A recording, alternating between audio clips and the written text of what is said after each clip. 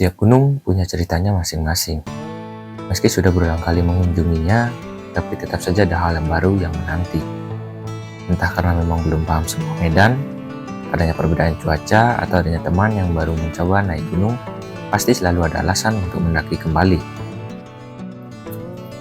Nggak perlu memikirkan seberapa tingginya, seberapa sulit atau curamnya, asalkan bisa bersama, pasti meninggalkan kesan yang mendalam. Begitulah perjalanan saya kali ini dalam pendakian ke Gunung Batur. Kami sudah merencanakan kegiatan mendaki ke Gunung Sejuta Umat, ya, Gunung Batur. Tentunya tidak langsung sepakat, mengingat saya yang sudah pernah ke Gunung Batur beberapa kali dan di beberapa lintas jalur. Tapi melihat teman yang excited dan mengajak beberapa teman baru pula, rasanya nggak salah kalau mendaki sekali lagi ke sana.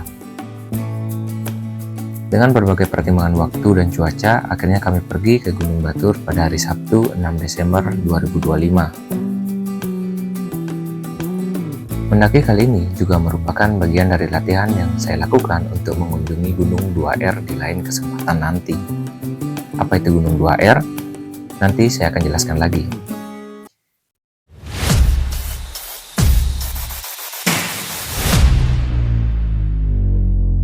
Jadi sebelum mendaki ke Gunung Batur, sorenya saya sudah mempersiapkan logistik yang akan saya bawa naik.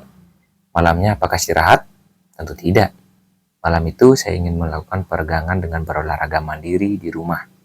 Tanpa saya sadari, ternyata olahraga ini memakan waktu yang cukup lama. Selepas saya olahraga, mata pun tak kunjung kantuk. Karena jam sudah menunjukkan pukul 12 malam, saya rasa terlalu nanggung kalau saya tidur sekarang. Alhasil, saya pun tetap terjaga sampai jam 1 malam. Saya akan melakukan pendakian ke Gunung Batur nanti sekitar jam 2 kita berangkat. Jadi sekarang saya mau packing dulu.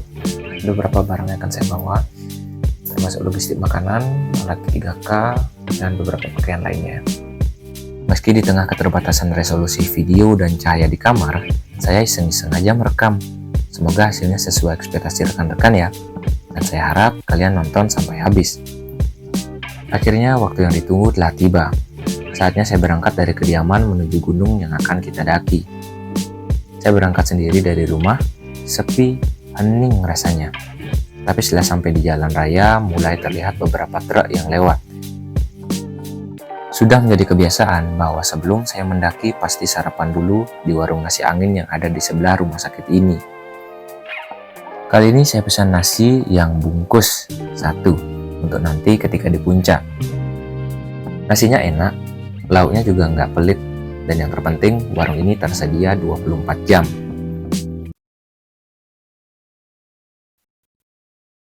Lampu warna-warni yang ada di patung ini memecah keheningan malam saya.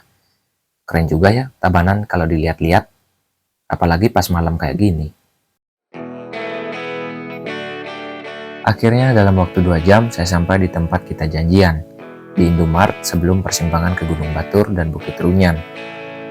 Sampai di sana, kami menunggu lagi teman kami lagi 2 orang yang katanya masih dalam perjalanan. Daerah Kintamani memang terkenal dingin, terlebih lagi ketika ada di dekat danau. Rasanya menusuk hingga ke tulang. Meskipun saya sudah memakai jaket dengan fitur windbreaker, tapi tetap saja ingus keluar dari hidung saya, tambah sedikit menggigil. Kami tiba di base camp sekitar pukul 4.30 WITA. Tidak terlalu pagi, tapi tidak terlalu siang juga untuk mengejar sunrise.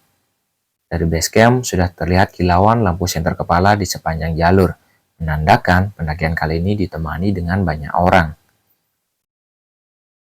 Saya memutuskan untuk tidak memakai trekking pole.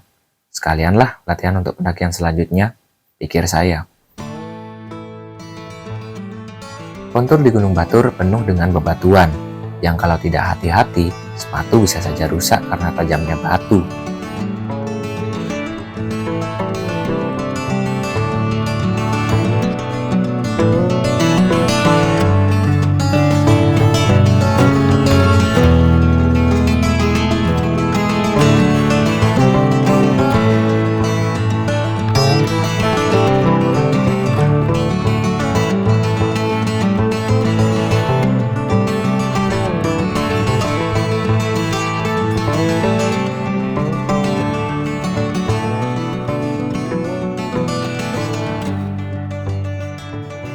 Perjalanan di Gunung Batur relatif singkat, meskipun melewati beberapa puncak.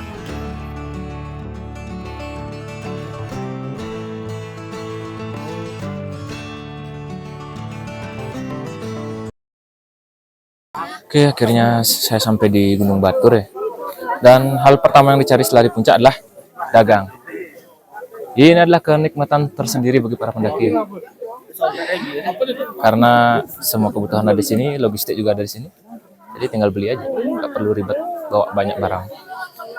Jadi saya nggak sendiri kali ini, sama rekan-rekan yang lain. Bro, say hey dulu. Anjay.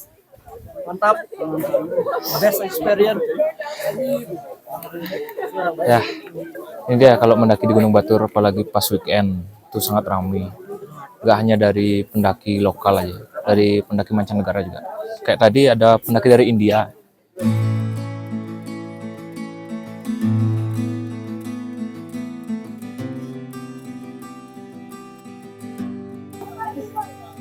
Ini suasana di Gunung Batur setiap hari Sabtu, Minggu sih biasanya juga sama. Mungkin ada yang nanti masuk di frame video ini, silahkan di komen ya.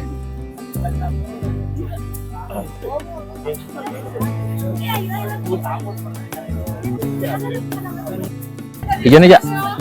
Woi, di ada nih, Bos. Makan. Allah you. Makan udah. Kita makan sarapan daripada harapan. Bye.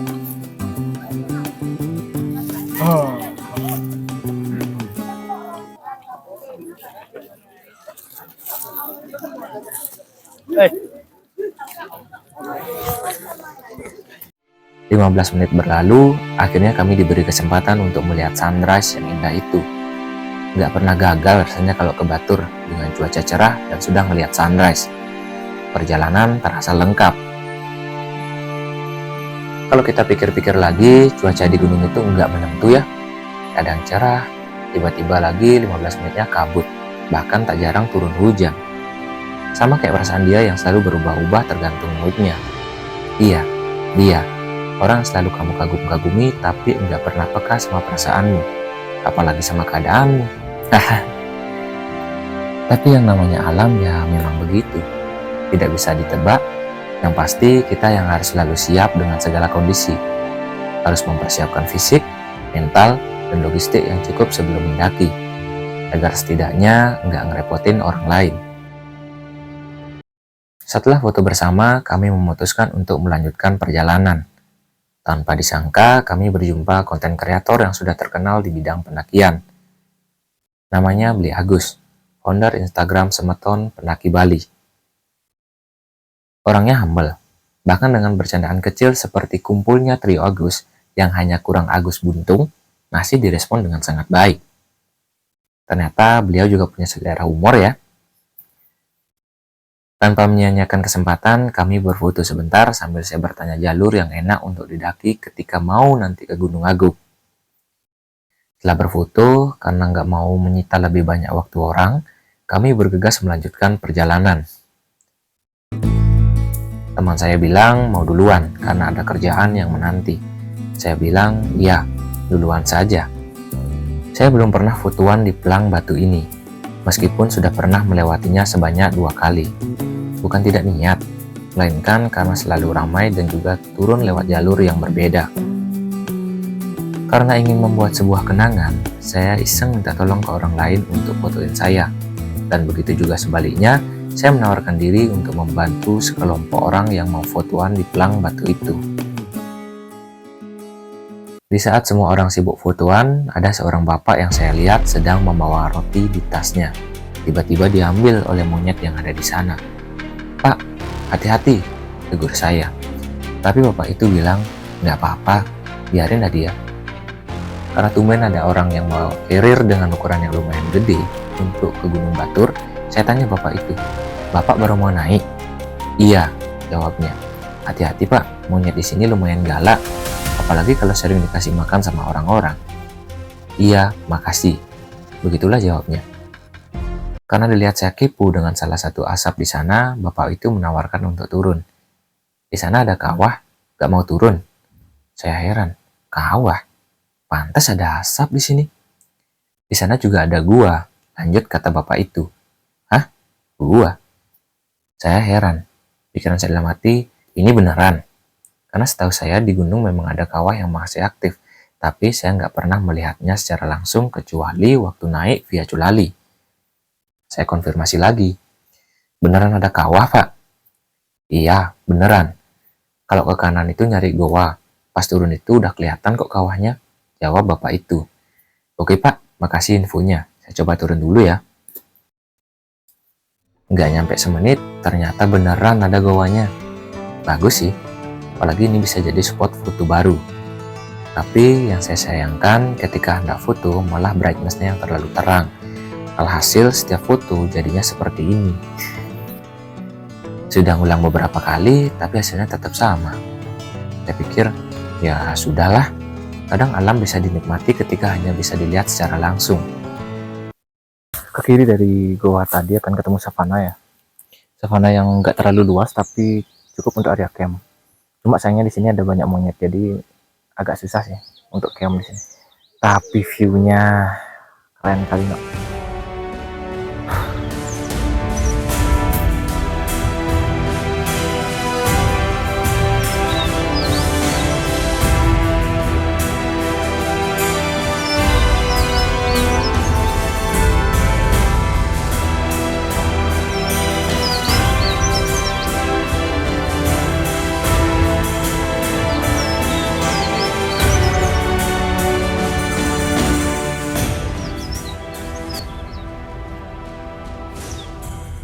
Ini dia view di dekat savana Gunung Batur.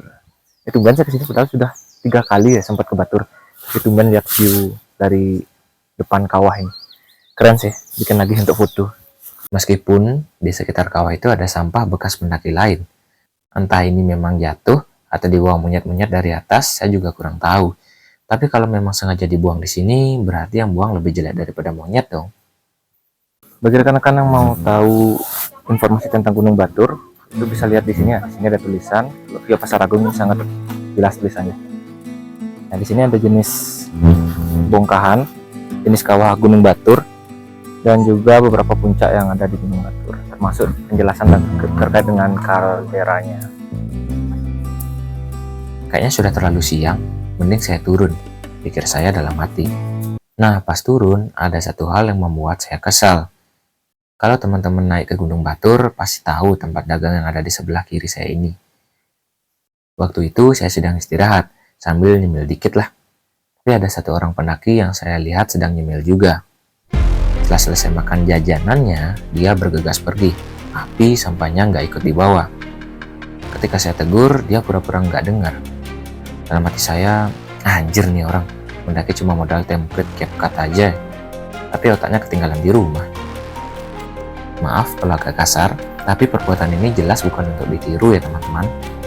Apapun yang kamu bawa naik, pastikan juga kamu bawa itu turun. Ada pepatah yang cukup terkenal di dunia pendakian, yang pasti kamu juga pasti tahu.